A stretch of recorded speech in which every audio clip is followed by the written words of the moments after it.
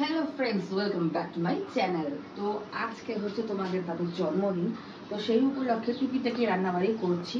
তো কি কি করছি সারাদিন না করছি সবই তোমাদের সাথে শেয়ার করবো। দেখতে থাকো, সঙ্গে থাকো।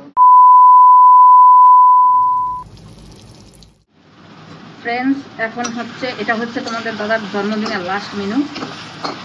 এটা হচ্ছে তোমার মুড়ি ঘন্ট, দেখছোই।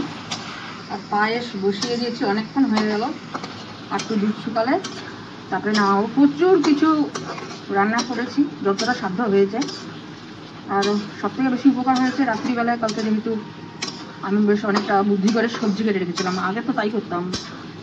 ছেলে যখন আগে স্কুলে ছিল, আমি আগের দিন রাত্রিবেলা সবজিটা কেটে রাখতাম। 9:30টায় স্কুল ছেড়ে বলে সুবিধা হতো, আমি বার হওয়ার আগে আমি রান্নাবাড়ি করে বেরোতাম।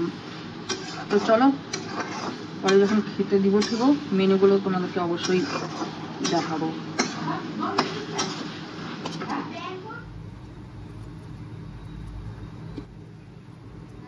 তো একটা জিনিস দেখাতে তোমাদেরকে ভুলে গেছি, যখন খেতে বসছিল। আসলে হচ্ছে আমাদের তখন ক্যামেরা বন্দি করার মতন ড্রেস পরা ছিল না, ঘরোয়া ড্রেস পরা ছিল, তাই তখন দেখায়নি। দিয়েছিলাম হচ্ছে তেল পটল, হ্যাঁ, তারপরে মুগ, তারপরে তোমার হচ্ছে মুসুরি ডালের চচ্চড়ি, 5 রকমের ভাজা, তারপরে তোমার মুড়ি ঘন্ট, আর মাছের কালিয়া, আর পায়েস, এগুলো সব করে দিয়েছিলাম। তো ভাবলাম একটুক্ষণের জন্য আসি হচ্ছে তোমার ইয়েতে, ছাদে আসি। একভাবে ঘরে ভালো লাগছিল না। আর আমাদের নতুন জবা গাছটার মধ্যে, ছোট্ট জবা গাছের মধ্যে একটা জবা হয়েছে। স্বপ্নিলের স্নান হয়ে গেছে, ও এখন হচ্ছে যে টবের মধ্যে যে আগাছাগুলো ওঠে সেগুলোই হচ্ছে কাটার জন্য এই যে উপরে উঠলো। চলো তোমাদেরকে জবা ফুলটা দেখাই। এই দেখো কি সুন্দর হয়েছে। এটারও হবে, এটা অরেঞ্জ কালারের হবে, হলে অবশ্যই দেখাবো। আর দেখো মিষ্টি আলুর গাছটা আরও ঝাঁকড়া হয়ে গেছে। কবে যে একটু দেখবো যে মিষ্টি আলু হয়েছে, ওটার জন্য আর অপেক্ষায় বসে আছি। আর ওদিকে স্বপ্নিল ওগুলো কাটাকাটি করছে।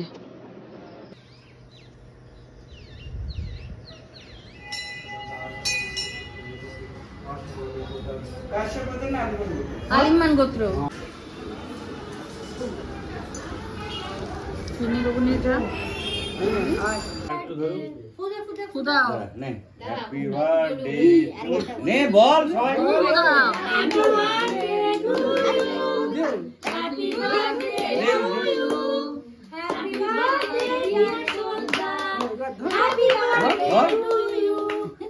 দিদিমা, মনটাকে সুন্দর করে রাখে দিও।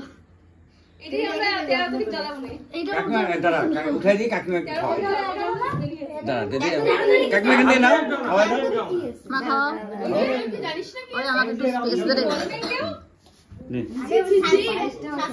পাঁচটাও নিয়ে আসো।